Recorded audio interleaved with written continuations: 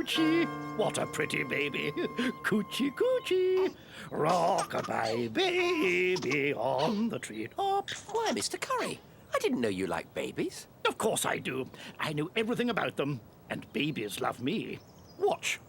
Coochie, coochie, Maxine. It sounds to me as though she's got a mind of her own. Just a touch of wind, that's all. Nothing a good pat on the back won't cure. Is everything all right, Uncle? How's Maxine? She's wonderful, Sheila. We're getting along fine. I'm glad to hear it. Then, do you think I could leave her with you for a while? I need to do some shopping. You run along, my dear. We'll be okay, won't we, Maxine? Psst! Bear! Come over here. Now! Oh. Is anything the matter, Mr. Curry? Why is she crying? You've been a cub, Bear. What did your Aunt Lucy do when you cried? Well, she used to lick me, but the Browns have a book about babies. I'll see if Mrs. Bird knows where it is. What kept you, Bear? She's done nothing but cry ever since you left. This book will tell us what to do. It's called Everything You Need to Know About Bringing Up a Child. Mrs. Brown used it for Jonathan and Judy. Bath time, sleep time, feeding time, changing time. What about stopping crying time? I can't stand it! What's that terrible smell? Ah, here we are, crying. A baby's crying is often a sign of discomfort. Changing the baby may help. Changing? No one said anything about changing her. I thought you said you knew all about babies. Not changing them. I've never changed a baby in my life. What does your book say? It looks a bit complicated. I'm not surprised she's crying. I'll get what we need.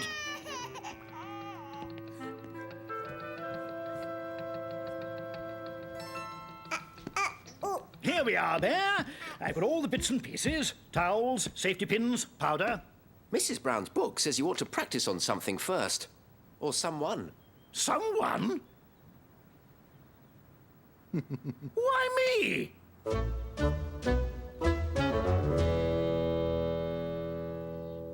Fine. Now we've practiced. Let me get this over with. After I gave you that book, Paddington, I found some toys that I'm sure the baby would like to play with. I'm helping Mr. Curry change Maxine. Good gracious! Wonders will never cease. If you ask me, you've got it the wrong way round. Bear! I've seen everything now. I expect you babysitters must be getting hungry. I'll come back with some lunch. Thank you, Mrs. Bird.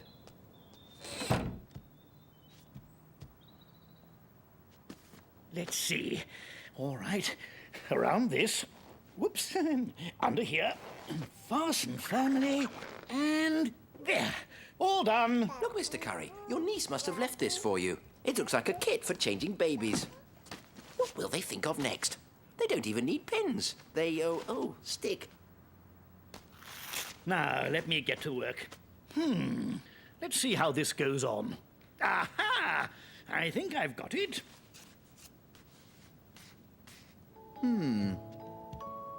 There now. Nothing to it. Look what I found. A bottle. I expect Maxine's thirsty after all that crying. She's thirsty. Give me that bottle there.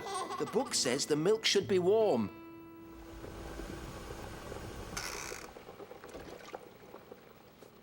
Perhaps you ought to test it to make sure it's not too hot. Ow! I burnt my hand now. It's all your fault, Bear. I think it is too hot. Perhaps you should put the bottle in cold water. There. No more crying. All better now. Perhaps you should try patting her on the back, Mr. Curry. It's what's known as burping. Bear? There's something wet down my back. Now see what you've done, Bear.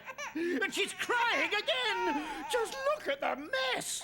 Messes, sea baths. Babies like nothing better than a good bath, especially if they have some toys to play with. See if you can find something in those toys Mrs. Bird brought, Bear. She seems very small for such a big bath. Mrs. Bird, I'm just taking some toys up for Maxine's bath. Why don't you come and watch? Your book was right, Bear. She loves this. You're getting to be a very good babysitter, Mr. Curry. Perhaps you should go into business.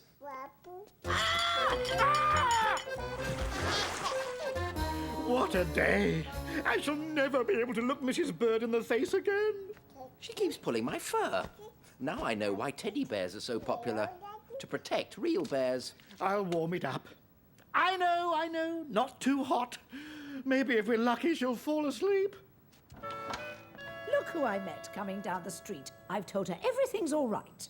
Mr. Curry's giving Maxine her bottle. I hope he's decent this time. Why, oh, don't they look cosy together? Who would have guessed? Thank you so much, Uncle Reginald. I hope everything's been okay. Oh, yes, Mr. Curry was right. He does know everything about babies.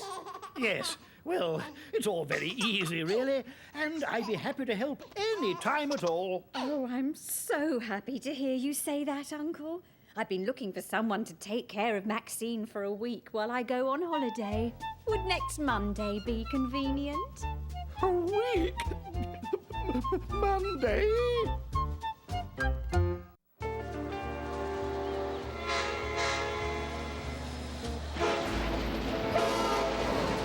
I think train journeys are exciting, Mr. Gruber. Don't you? I do indeed, Mr. Brown. And this one, the world-famous Orient Express, is perhaps the most exciting train of all. Especially tonight, because for our entertainment, there will be some dinner theatre. Dinner theatre? Do you mean we're going to watch people eat? No, Mr. Brown. While we have our dinners, actors will perform a detective mystery. And we won't know who the actors are until the play starts. I wonder if we can guess.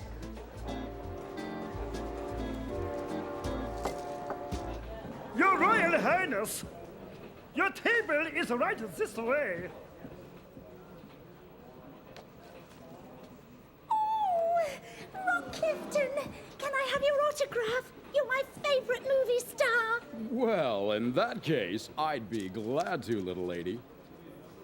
I think this train journey will make a very interesting chapter for your book, The World and Its Wonders. Your rolls, monsieur? Thank you. Do you know when the detective mystery will begin, Mr. Gruber? Any moment now, I should say.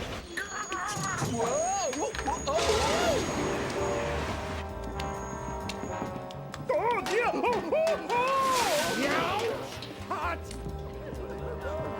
Oh dear, I think I'm in trouble again. Hot! Whoa!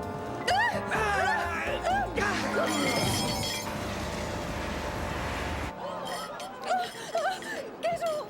Get off! I'm so sorry. I don't suppose this is all part of the dinner theatre. Strike a light. Here, let me help you.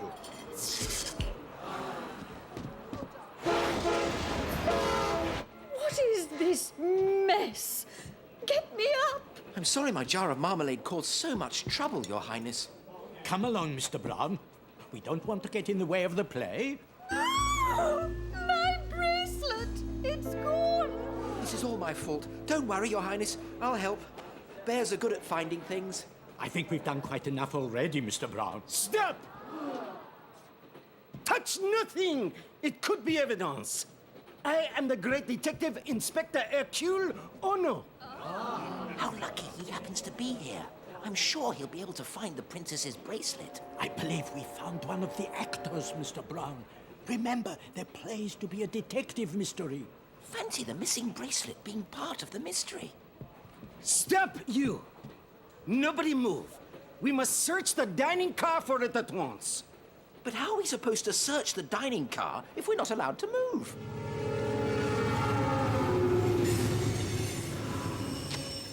Your attention, please. From my search, I have deduced that the princess's bracelet was stolen. And I thought it fell off when everyone bumped into each other. Huh. That is exactly what a master criminal would want you to think. But I will uncover the evidence that will lead straight to this fiendish thief. No clue can escape my watchful eye. I wonder if that marmalade's a clue. Oh, of course not. Don't be silly. I have left no rock unturned. There aren't any rocks on a train. It is clear that the thief is someone in this dining car. Everyone is a suspect. Silence, s'il vous plaît. The first clue you see is this partly open window. The thief lay in wait on top of the train until the precise moment the train entered the tunnel. Then reached into the car through this window, snatched the bracelet, and made good his escape. I didn't see any of that happen. Only one among us could perform such a daring feat. Rock Clifton. Star of countless action movies featuring death-defying stunts. Now, hold on there, compadre. I couldn't have done that. But he's the one who knocked the princess over, so he couldn't have been on top of the train. I think that actor's forgotten his lines. But of course, and that is why I know the open window is merely a red herring to throw me off the trail of the real thief. There's that interesting splotch of marmalade to consider. After examining the facts, I am quite certain that marmalade played no part in this crime. Hold on, Inspector. I think this bear may have a point. Just as I suspected. You wished to distract me from the obvious. It was you, the great Mesmerion. What? Me? Who? Mesmerion, the famed hypnotist and master thief who recently escaped from prison. With your hypnotic stare, you took advantage of the confusion and forced the entranced princess to remove a bracelet and hand it to you. That's outrageous! But Inspector, this man doesn't look anything like the waiter. That's what Mesmerion has led you to think? What's this? You see, he's hypnotized you all. Excuse me, Mr. Brown has something to show everyone. The bracelet's been in my marmalade all this time. I was right. It was only lost after all. My Aunt Lucy taught me that often the answer lies right under your nose.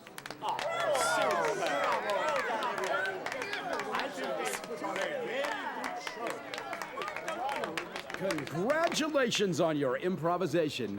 You should take a bow, too.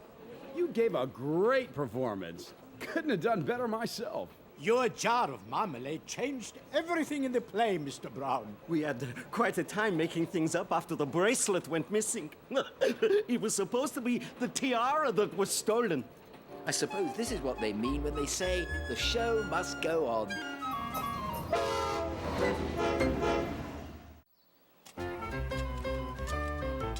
Please hurry, Professor Paddington. We must rid ourselves of the Frog of Doom. Have no fear, Jonathan. Once buried, the Frog of Doom will trouble us no more.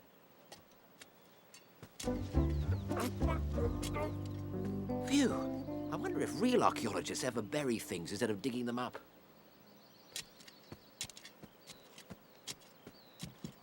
That bear, up to his old tricks, eh?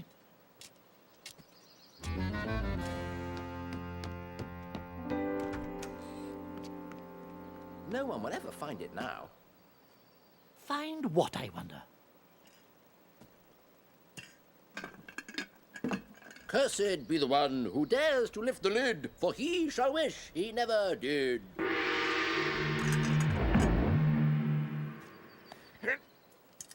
We need to cover it up now. For all eternity. Judy, Jonathan, Paddington, lunch is ready. Coming, Mrs. Bird. Come on, let's go. Oh, I'm starving. What are they covering up for all eternity? What have we here? Why, it's a teapot. And a nice one at that.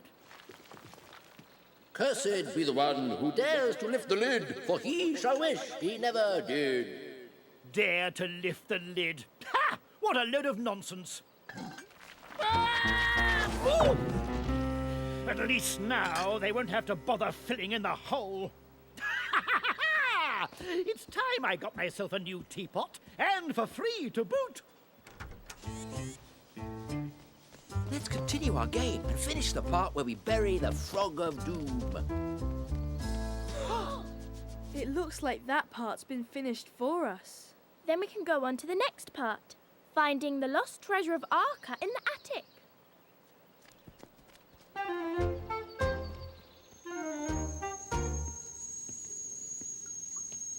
Now to try out my new teapot. Ribbit, ribbit. Curse indeed.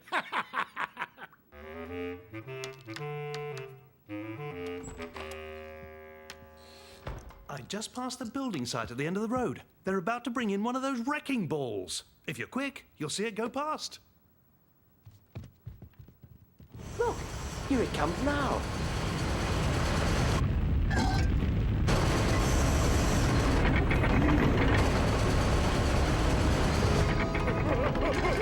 What's going on here? Could that bear's curse be true? What are you looking for, Mrs. Bird? My old frog teapot. Why do you want that old thing? I heard there's a craze for collecting old-fashioned teapots. I thought mine might be valuable. Valuable? I thought you'd never miss that teapot. Perhaps we should have asked her before we used it to play Frog of Doom. We'll have it out of that hole and cleaned up in no time. If not, we really will be doomed.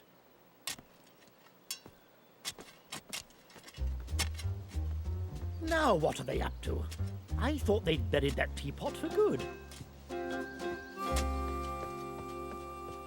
Who'd have thought it could be valuable? Valuable? Well, well, well. It's gone. But how can that be? Perhaps there's more to the curse than we thought.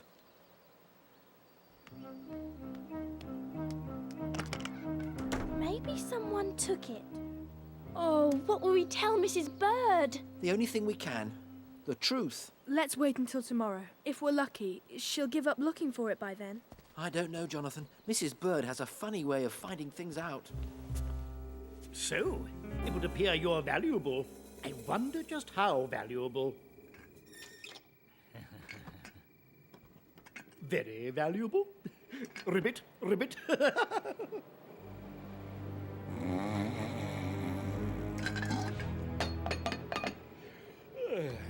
Oh, the lid. The lid!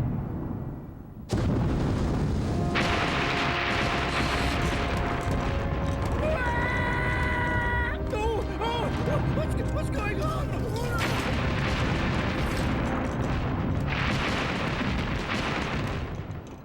Curse or no curse, I'll be glad to be rid of you. I'll make the rounds of the antique market and sell you to the highest bidder.